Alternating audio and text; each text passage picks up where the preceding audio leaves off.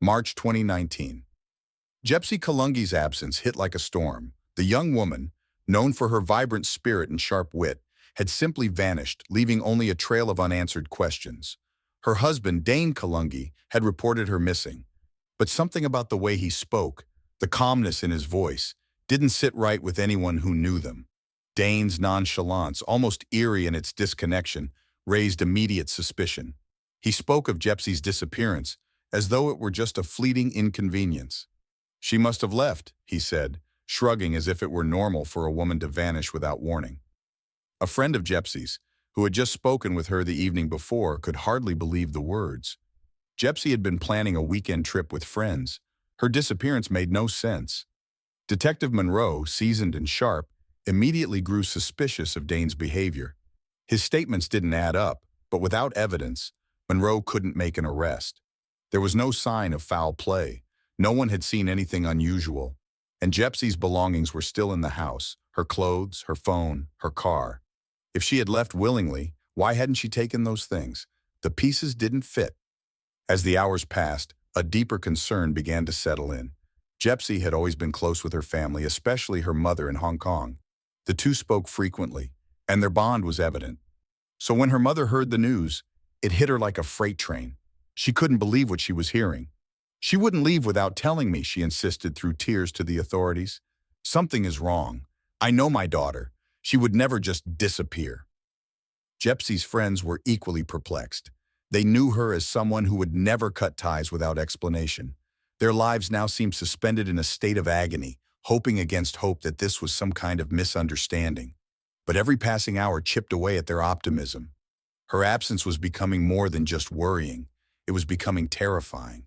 And then came the phone call. Dane, who had been unusually quiet since Jepsy's disappearance, suddenly reached out to Jepsy's ex-husband. The call was short, but the words he spoke were chilling. "I strangled her," he said almost casually. "I lost it." The ex-husband, who had always known Dane to have a temper, was shocked, but he was also confused. How could someone speak so matter-of-factly about such a horrific crime? The ex-husband contacted the police, sharing the disturbing conversation. Detective Monroe's heart sank. This wasn't just a case of a missing person. This was now a possible murder. The confession, albeit vague, had opened a door, and Monroe knew there was no turning back now. But the problem was, there was no body, no trace of Jepsy's physical presence anywhere. Jepsy's mother, now frantic, made arrangements to fly to the United States. The distance between them had never felt so vast. In her heart, she knew, she could feel it, that something horrible had happened. She couldn't bear the thought of never seeing her daughter again. How could anyone leave their family like this? How could she leave me behind? The pain was unbearable. Dane, meanwhile, had retreated into silence. His behavior, which had once been erratic, became defensive and strangely detached.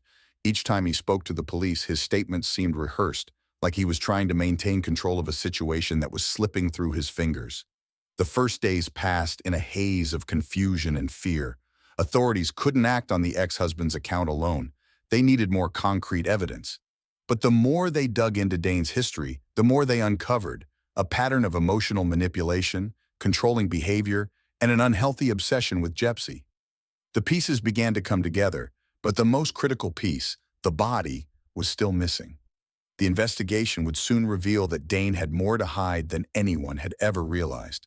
The Kallungi household was far from the image of a happy home. Behind closed doors, Jepsy had been living in constant fear, trapped in a toxic and volatile marriage with Dane. While to the outside world they appeared like any other couple, in private, their relationship was a battle for control, fueled by Dane's possessiveness and bouts of explosive anger. The cracks in their marriage had been showing for months before Jepsy vanished.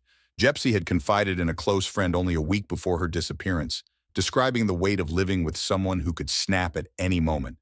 Dane's behavior had become unpredictable.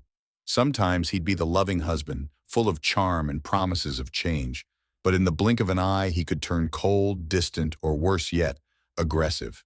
Jepsy knew she couldn't keep living like this forever, and she had begun planning her escape. She was careful about it, though. Jepsy was not one to make hasty decisions, especially with Dane's unpredictable temper. She had started looking at apartments, trying to save enough money to leave. But Dane was controlling. He would always keep an eye on her, monitoring her every move both physically and financially. He knew just how to make her feel guilty for even considering leaving him. She was trapped, caught between wanting to be free and being too afraid of what Dane might do if she ever left. The police, once they began questioning those close to Jepsy, quickly found a pattern in her words. She'd expressed fear of what Dane could do if he lost control and how far he might go to keep her with him. Her friends noted that she had spoken about feeling cornered, watching her every move, and never being able to be truly alone. It was clear that Jepsy had been preparing for an escape, but the moment she decided to take action, she vanished. Detective Monroe, now fully immersed in the investigation, couldn't ignore the mounting evidence of Dane's abusive tendencies. Though they had no physical evidence linking him directly to Jepsy's disappearance, the emotional abuse was undeniable. The more Monroe dug into Dane's past, the clearer it became that this was not an isolated incident. Dane had a history, one he was careful to conceal.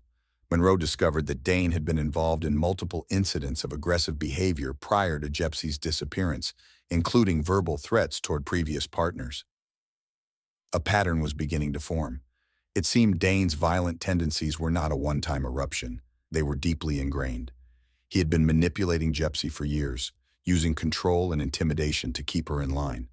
Yet despite this evidence, Dane remained steadfast in his innocence. His responses were rehearsed, too calculated, and despite the mounting suspicion against him, there was still no body, no conclusive proof. The police couldn't arrest him without more evidence, physical or otherwise.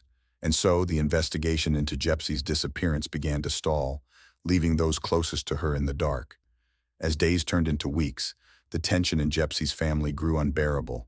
Her mother, living in Hong Kong, had flown in to help with the search. She refused to believe that her daughter had run away or left voluntarily. The pain of not knowing where her daughter was or what had happened to her was more than she could bear. But even with her own grief clouding her judgment, she never doubted that Dane had something to do with it. A mother's intuition never lies. In a quiet moment, while the family waited for new leads, Jepsy's best friend broke the silence. She revealed something that made everyone's blood run cold. A few weeks before Jepsy disappeared, she had confided in her friend that Dane had threatened her life during one of their heated arguments. The friend recalled Jepsy saying, "If something happens to me, I want you to know it was him." This chilling revelation sent shockwaves through the investigation. It was a direct indication that Jepsy had been living in constant fear of Dane, and that she might have feared for her life even more in the days leading up to her disappearance. It wasn't just a case of a woman leaving a marriage.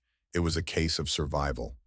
Monroe's team quickly refocused their efforts, now convinced that this was not just a missing person case, it was a potential homicide. But there was still no body, no forensic evidence, and no witnesses. There was only a woman's fear, a broken marriage, and a chilling confession from a friend who had heard Jepsy's last plea for help. The investigation was at a standstill, but one thing was certain: Dane was the key to unlocking the truth. The police just needed to find a way to make him crack.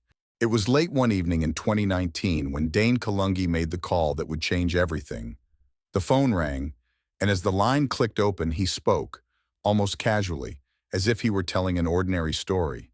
The voice on the other end, his ex-wife, could hardly believe what she was hearing. "I did it," Dane said, his words cold. "I strangled her."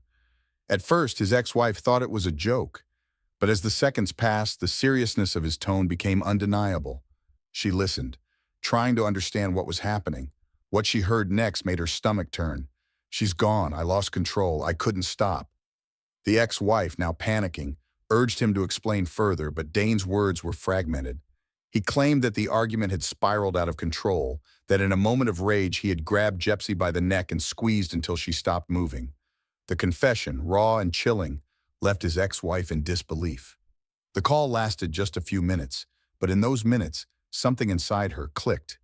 This wasn't a mistake. It wasn't a misplaced outburst. This was a man confessing to murder, and though she had no physical evidence, she couldn't ignore the gravity of what she had just heard. Shaken and fearful of what Dane might do next, she immediately called the authorities. The police had already been suspicious of Dane, given the strange behavior he had shown after Jepsy's disappearance. But now, with this phone call, they had something concrete. It wasn't much, but it was a starting point. Detective Monroe's team wasted no time. They tracked the call, traced the timing, and began questioning Dane. But as they sat across from him, he seemed composed, too composed. When they confronted him with the confession, his response was chillingly calm. He denied it. His alibi seemed rehearsed, and he quickly turned the conversation around, accusing others of trying to frame him. "I never said that," Dane claimed, his eyes narrowing with frustration. "You're twisting my words. I was just venting." The confession that had seemed so genuine was now in question. Dane's retraction added a new layer of complexity to the case. Had he truly killed Jepsy, or was he just playing mind games with the authorities? Monroe couldn't be certain, but one thing was clear. Dane was hiding something. His demeanor, his calculated responses, everything pointed to a man who knew how to manipulate a situation. But without a body, without physical evidence, it was a game of words. And in that game, Dane was a master. Still, there was something about his tone, the way he spoke so openly about the crime, that didn't sit right. No remorse, no signs of guilt, just a detached recounting of what he had done. It felt rehearsed, but it also felt chillingly real. The confession alone wouldn't be enough to charge him with anything, though. Monroe knew they needed more. Jepsy's body had to be found, and without that, the case would stall. But the moment the confession had been made, the investigation had shifted. Now it was about finding proof, finding a body, and then figuring out whether this was the truth or just another twisted game. Jepsy's family was devastated by the news. Her mother, in particular, couldn't comprehend the horror of what Dane had admitted. She had always suspected there was something deeply wrong with him, but hearing his cold confession sent her spiraling. Her daughter, the woman she had loved and cared for, had been taken from her in the most horrific way imaginable, but Jepsy's mother refused to back down. "I know my daughter," she insisted, her voice trembling with grief. "And I know that no matter what, she wouldn't just vanish. This man killed her." As the investigation continued, the urgency grew. Dane's confession had ignited a fire within Jepsy's family and the authorities, but it wasn't enough. They needed the body. They needed proof to make the confession count. And the clock was ticking. Dane, for his part, continued to play the game, offering just enough to keep the police from moving too quickly. He had been the calm, collected husband, the one who could manipulate the truth with ease. But now, with his confession hanging in the air, he was beginning to feel the pressure. It was clear he couldn't escape the web he had woven. The case was spiraling toward a breaking point, and Jepsy's body, her final resting place, was still a mystery. The questions were mounting, and with each passing day, the pressure was growing for everyone involved. The investigation had reached a tense impasse. Dane's confession, his retraction, and the empty search for Jepsy's body had left Detective Monroe and the team grasping at straws. They needed something, anything, to break the case wide open. Time was running out, and the pressure on everyone involved was mounting. Then came the lead. It was a single, seemingly insignificant detail buried within hours of surveillance footage. A license plate, a fleeting moment caught in the corner of a security camera at a gas station just outside of Teller County. The timestamp matched up with the days Dane had been questioned, and the car that appeared to be his, a nondescript sedan, had been parked just long enough to make investigators take notice. This was the break they had been waiting for. Monroe felt a spark of hope, but she knew better than to get ahead of herself. The car could be anyone's. It could be a coincidence. Still, the team wasn't ready to dismiss it. They tracked down the vehicle's registration, and what they found sent shockwaves through the investigation. Dane had rented a car under a false name just days before Jepsy disappeared.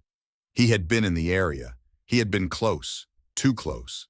The gas station footage was grainy, the car's features difficult to discern, but there was no denying that it aligned with the timeline.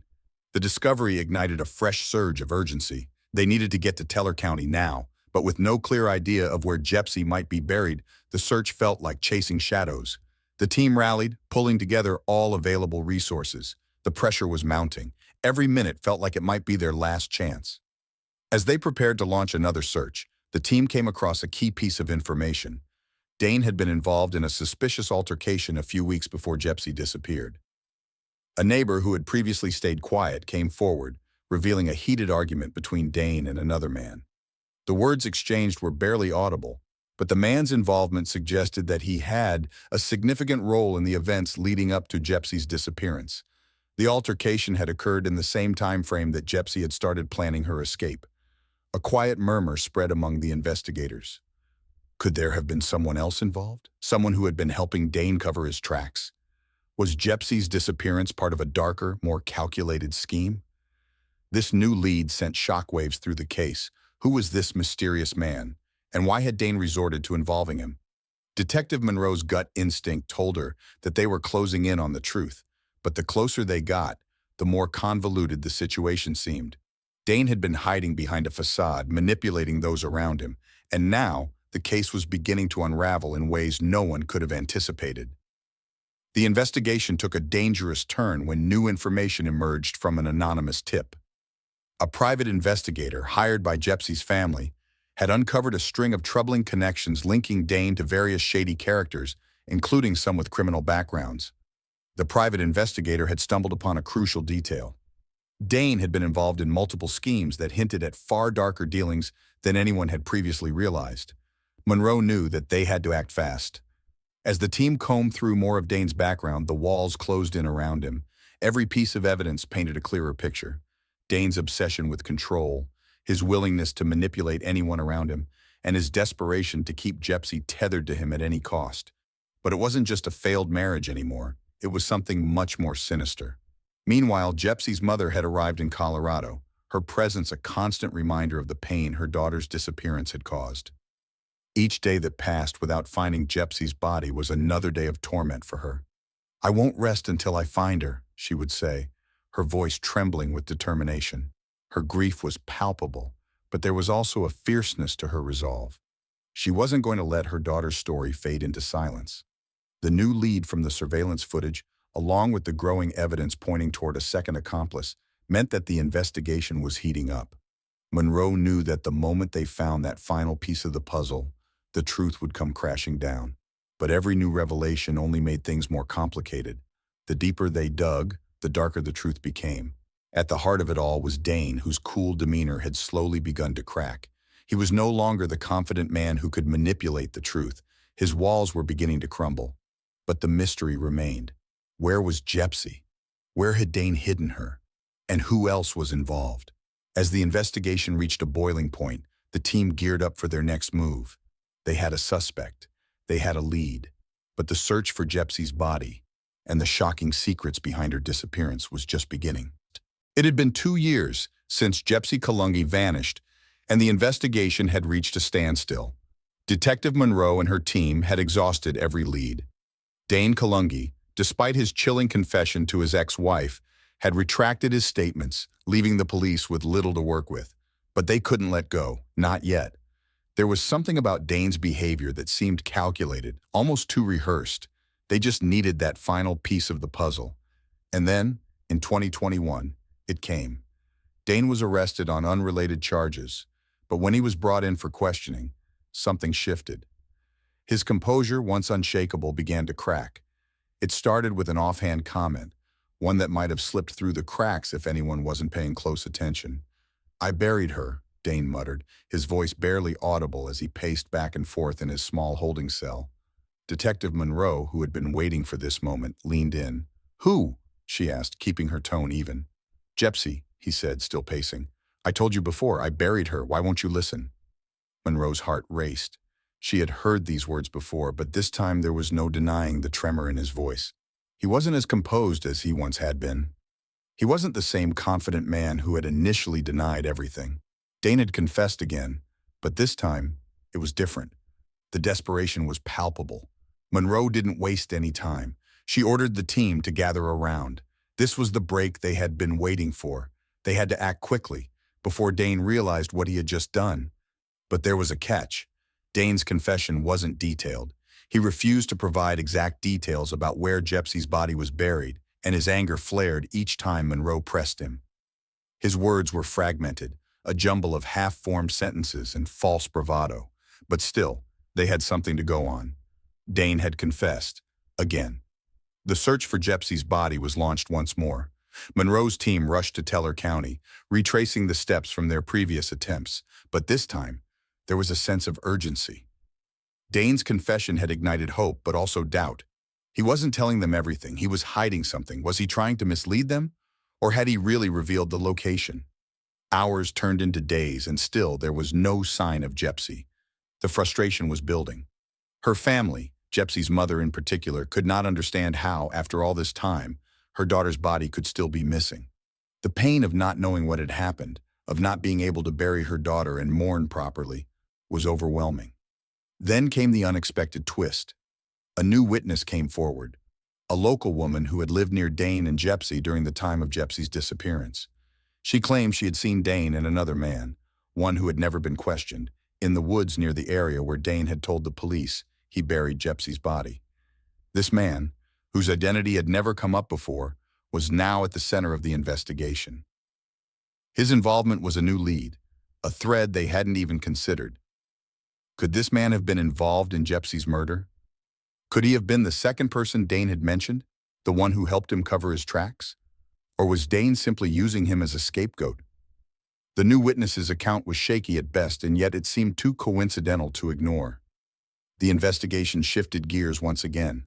Monroe knew they had to act fast before this new lead fizzled out. They dug deeper into the mystery man's background, trying to connect him to Dane and uncover his motives. But just as they thought they were closing in on something, another twist emerged. Dane retracted his second confession, claiming that he had been coerced by the police, that they had pressured him into confessing once more. Was this another lie? Another attempt to manipulate the system? Monroe's head spun. She had seen this before. Dane trying to control the narrative, trying to remain one step ahead. But this time, it was different. The second confession had shown cracks in his armor. He wasn't invincible. The pressure was finally getting to him. And then, in a moment of chilling clarity, Dane made another statement. "I didn't mean to do it. It was an accident. It wasn't supposed to happen like this." For the first time, he seemed truly vulnerable. A man who had been cornered by his own lies. It was a fleeting glimpse of guilt, buried beneath layers of arrogance and denial. But it was something, and something was all they needed. As the days went by, the investigation began to gain momentum once again, fueled by Dane's confessions and the new lead. But the question remained, was it all a game? Was he playing them? Or was there truth buried in his words? Jepsy's family, devastated by the uncertainty, held on to the hope that this would finally bring them closure. But even they knew that the truth, whatever it was still elusive. For now, all they had was Dane's words. But as the walls closed in, those words might just become the key to unlocking the mystery. As the investigation deepened, every new revelation seemed to peel back another layer of the dark life that Dane Kallungi had carefully concealed. What was once a missing person case had evolved into something much more sinister.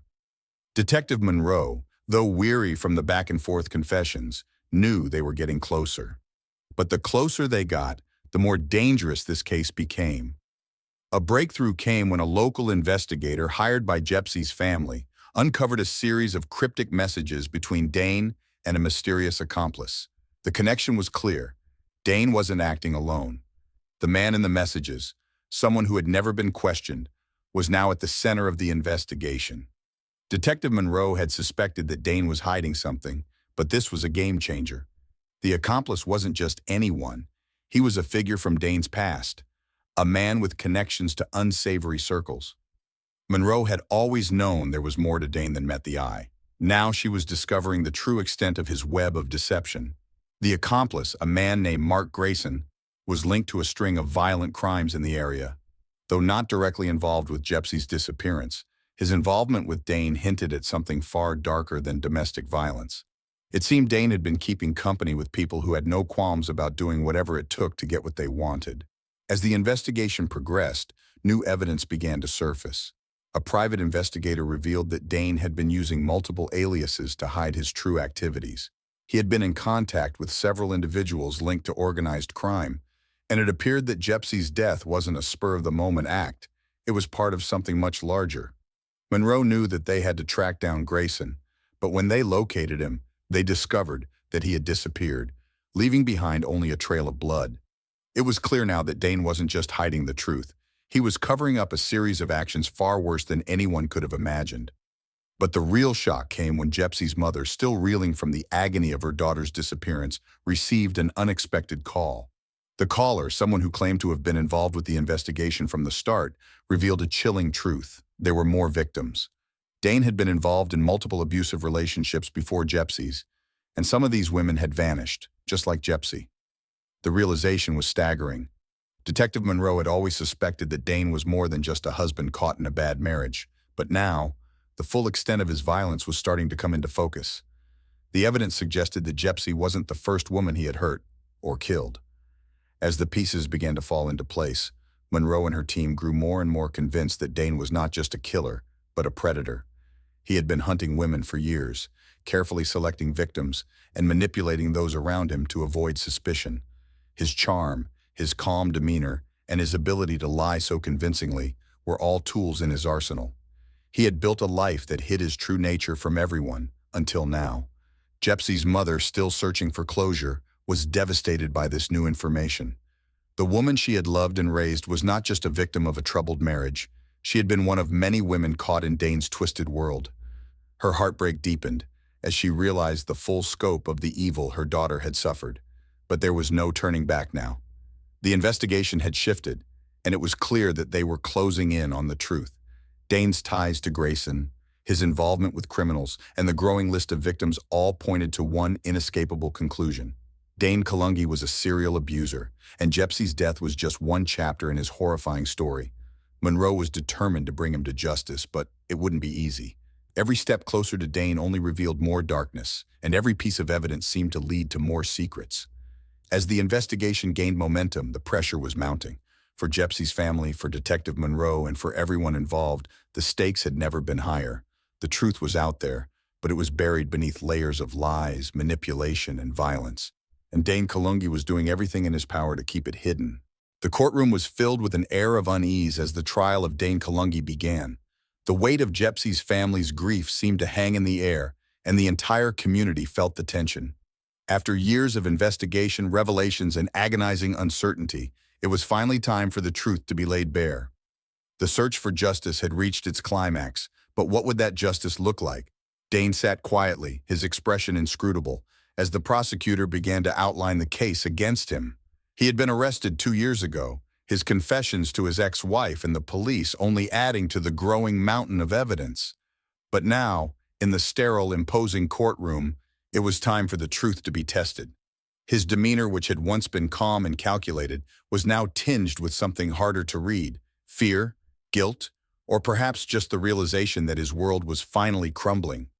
The prosecution didn't hold back. They painted a chilling picture of the events that had led to Jepsy's disappearance and death. They highlighted Dane's violent history, his manipulation, and his control over Jepsy.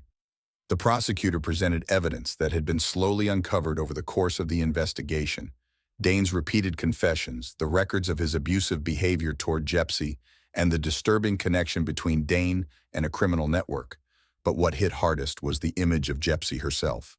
The prosecutor's voice cracked as they described Jepsy as a bright, caring woman who had been silenced by her husband's rage. As the prosecutor spoke, the courtroom shifted. The air felt heavier, and Jepsy's family, who had been so devastated by the long silence, began to stir with quiet hope. This was it, the moment they had waited for, the moment they could finally begin to heal, to make sense of the horror they had lived through. Dane's defense, however, was swift to react. His lawyer, a man known for his sharp tongue and manipulative skills, immediately attempted to discredit the prosecution's case. The strategy was clear: turn the focus onto Dane's own emotional state. The lawyer argued that Dane had acted in the heat of the moment, that the killing was not premeditated. They presented Dane as a man who had been pushed to his breaking point, suggesting that Jepsy's death was a tragic accident, not a deliberate act of murder. The defense quickly attacked the legitimacy of the confessions. These confessions were coerced, the defense attorney argued, his voice booming in the courtroom. Dane was vulnerable, emotionally distraught. He was pressured by the police and manipulated into confessing to something he didn't do. But the jury wasn't so easily swayed. They had heard the chilling words Dane had spoken, both in private and on the phone. His confessions were too specific, too consistent, and too haunting to be dismissed as a product of emotional duress. Dane's calm recounting of the murder was troubling in its own right, but now, as the defense tried to paint him as the victim, the tension in the courtroom reached a fever pitch. Jepsy's mother sat at the front, her face pale and drawn.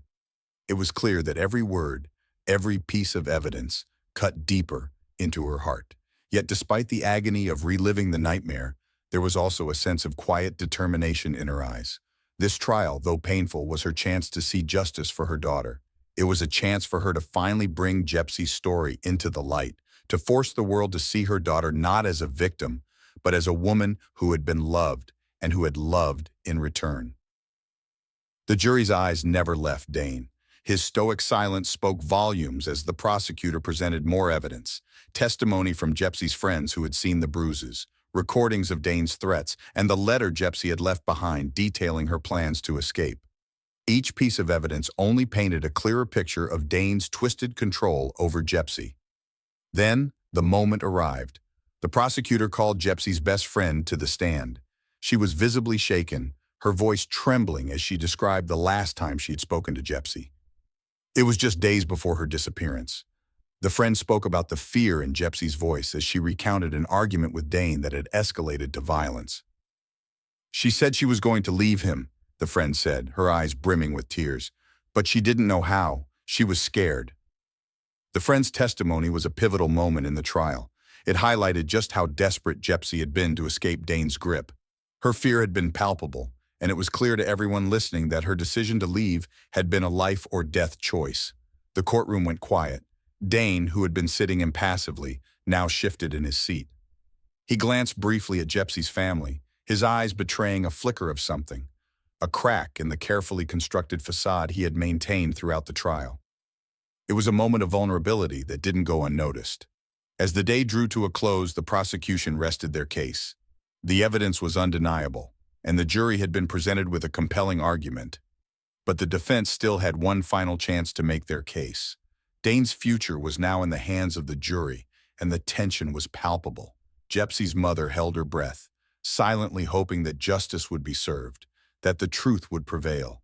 The trial was far from over, but for the first time in a long while there was hope, a faint flickering light that perhaps, just perhaps, they would finally get the answers they had been searching for. The courtroom was filled with an air of palpable tension as the jury began its deliberations. The trial of Dane Kallungi had reached its climax. For Jepsy's family, every moment felt like an eternity. They had spent years searching for answers, and now the truth, finally, was about to be decided. The weight of their grief was heavy, but so was their hope for justice. Dane Kallungi sat in his seat, his face impassive, almost stoic. For someone who had been accused of such a horrific crime, his calm demeanor was unnerving.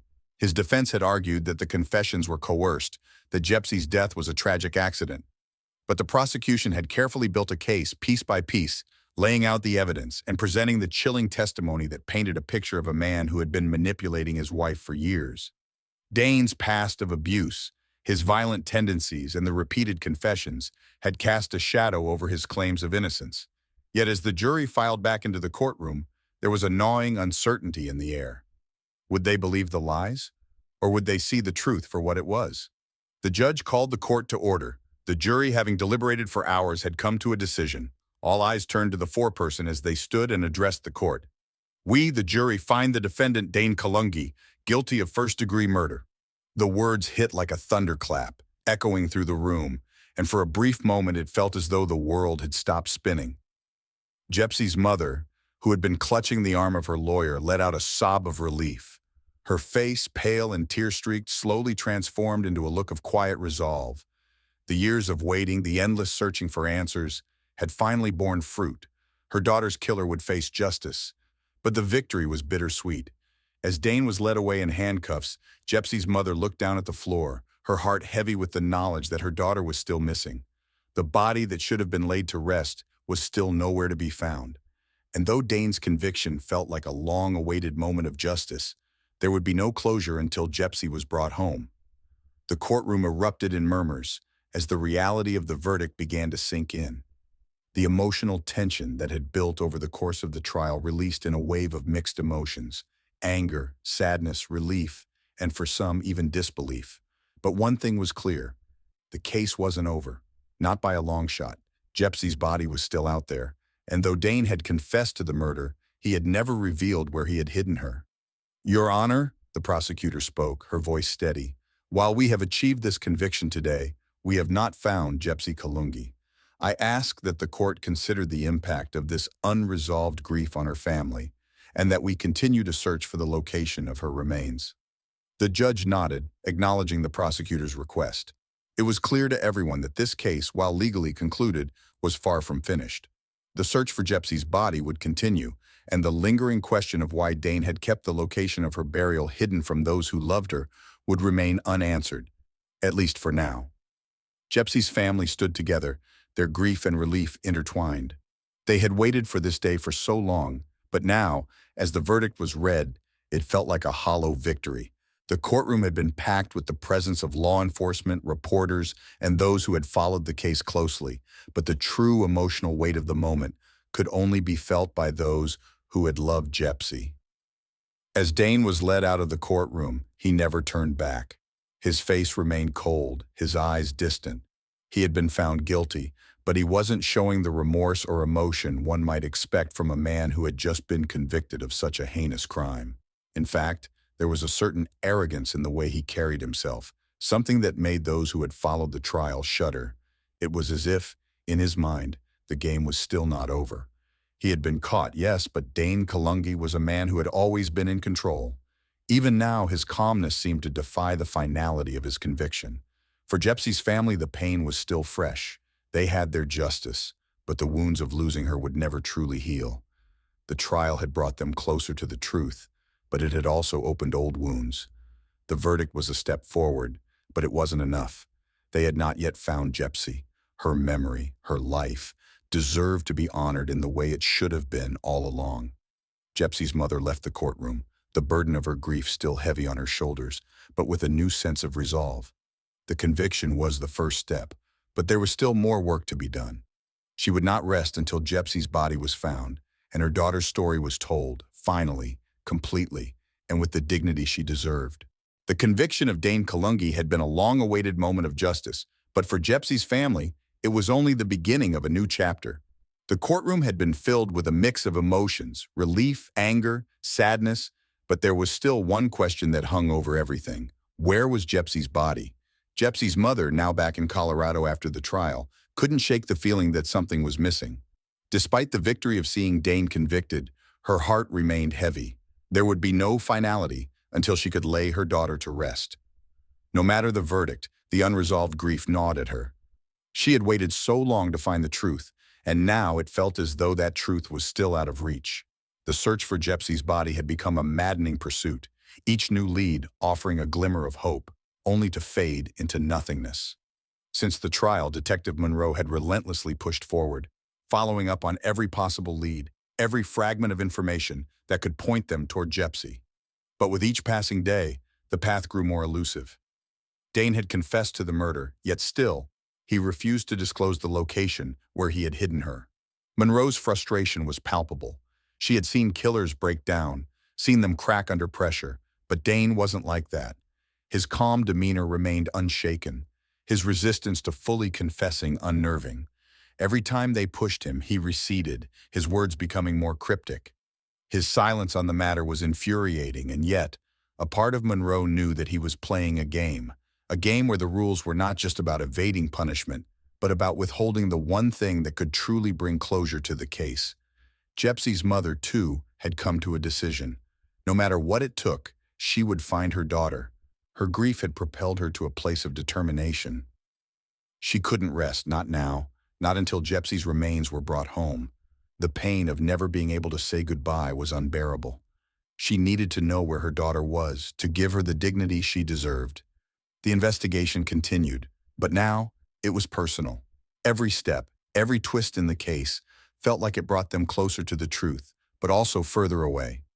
It was as though Jepsy's body had disappeared into thin air, leaving behind only a trail of unanswered questions. The frustration of not knowing where she was, of being forced to live with that uncertainty, was tearing her family apart. Monroe, too, felt the pressure mounting.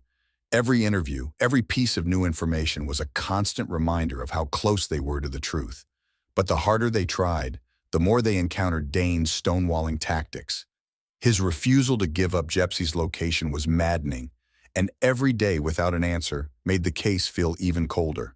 In a desperate attempt to break the deadlock, the police brought in a team of forensic experts to review the case once again. This time, they focused on the data from the surveillance cameras near Teller County. They revisited the gas station footage and pieced together the information they had gathered over the years. Slowly but surely, they began to notice something they had missed earlier, a small, seemingly insignificant detail that pointed to a hidden location. It wasn't much, just a few seconds of footage showing a figure moving through the woods, a shadow passing in the distance. But it was enough. With renewed determination, Monroe's team scoured the area once more. They mapped out the new lead, recalculating their search zones based on this new piece of evidence. And then, after days of painstaking searching, they found something, a small, weathered patch of earth, disturbed and freshly dug. The ground was soft, as if it had been recently disturbed, but there was no obvious marker, no sign that this was the resting place of a woman. It was a moment that filled the air with a mix of hope and dread. Had they finally found it, or was it just another false lead? Monroe stood by as the excavation began, her heart pounding in her chest. Every second seemed to stretch on for eternity.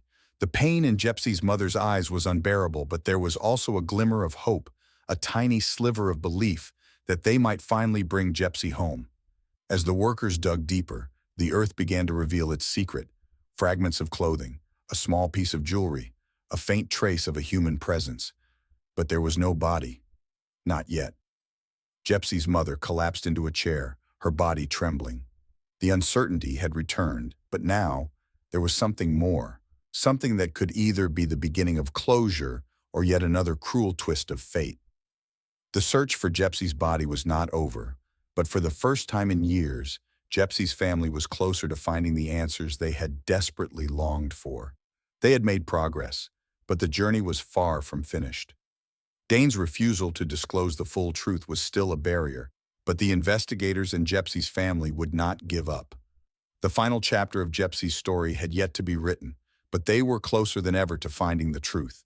And when that truth finally came, it would be the key to closing this painful chapter once and for all. The verdict had been delivered, and with it, a sense of finality hung in the air. Dane Kallungi was convicted of first-degree murder. His family's ordeal, though not yet over, seemed to have reached a conclusion. The courtroom had been filled with emotion, from Jepsy's mother's quiet sobs of relief to the stark, unmoving expression on Dane's face as he was led away in handcuffs. But as the days passed, the haunting absence of Jepsy's body lingered. For her family, the sense of justice could never be complete without the final piece, the place where she had been laid to rest. They had waited for so long, and yet, Dane's silence remained a barrier. Though the police had continued to press Dane, hoping to break through his deflection, he maintained his cryptic silence regarding the location of Jepsy's body. The confessions, though damning, were still only words, and those words had been twisted and retracted enough times to leave lingering doubt. Jepsy's mother, determined to find her daughter, refused to give up. Despite Dane's stonewalling, she kept pushing forward. Each lead, each new tip, brought her fleeting moments of hope. But it never seemed to be enough. No one could offer her the closure she needed, the ability to say goodbye. Detective Monroe, though having secured a conviction, couldn't shake the feeling that they were still missing something. With Dane's arrest and the trial concluded, the case had technically been closed. But the lack of closure surrounding Jepsy's final resting place left a dark cloud over the entire process. She knew that the truth was still buried somewhere, hidden by the man who had taken Jepsy's life. The investigation continued, but in a quieter, more distant way. For Jepsy's family, the pain of living without knowing her final whereabouts grew stronger with every passing day. The media, once full of speculation and updates, had turned its attention elsewhere. The case had faded from the public eye, but for those who loved Jepsy, it was still as raw as ever. Then, an unexpected call came, an anonymous tip that would change everything. The caller's voice was low, barely above a whisper. "I know where she is." Monroe's heart quickened. It wasn't unusual for tips to come in, but something about the tone, something about the way the words were spoken, felt different. The caller refused to give their name, only a few brief details that led them to a place not far from Teller County, where they had been searching for Jepsy's body for months. "This is your chance," the caller said before hanging up. It wasn't much, but it was something. Monroe wasted no time. She organized another search, this time with the new information. The team reassembled, combing the area once more. There was a new urgency, a new fire in their steps. Could this finally be the breakthrough they had been waiting for?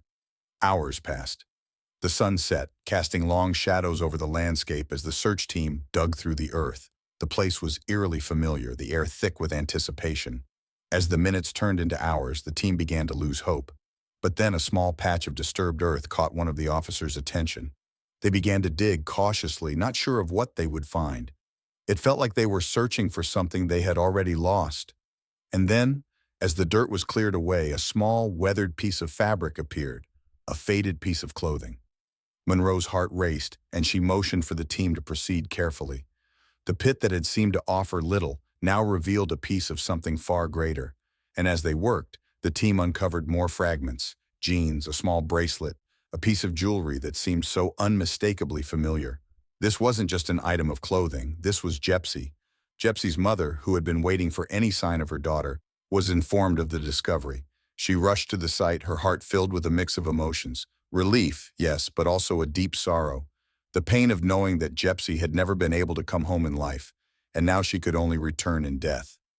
When Jepsy's body was finally uncovered, it was a solemn moment. The closure that Jepsy's family had been seeking for so long was finally in their grasp. Yet, there was still something left unresolved. Dane Kallungi had taken so much from them, and though his conviction had brought a measure of justice, it could never erase the years of pain, the years of waiting. For Jepsy's family, the discovery of her remains didn't bring an end to their suffering. It simply allowed them to begin the process of healing. The mystery, though uncovered, had left scars that would never fully fade. But the search for closure had been long and hard, and it had finally come to an end. The case of Dane Kallungi was officially closed, but Jepsy's story, her memory, her life, would continue on in the hearts of those who loved her. It would be a reminder that even in the darkest of times, the truth had a way of finding its way to the surface. And as Jepsy's mother stood beside her daughter's final resting place, she whispered softly to the wind, "You are home now. You are finally home." What do you think of Dane Kallungi's chilling confessions and the shocking twists in Jepsy's case? Was justice truly served? Or is there more to the story that we'll never know? Let us know your thoughts in the comments below. If you want to stay updated on more true crime cases and gripping stories, don't forget to subscribe to our channel and hit the bell icon so you never miss a video.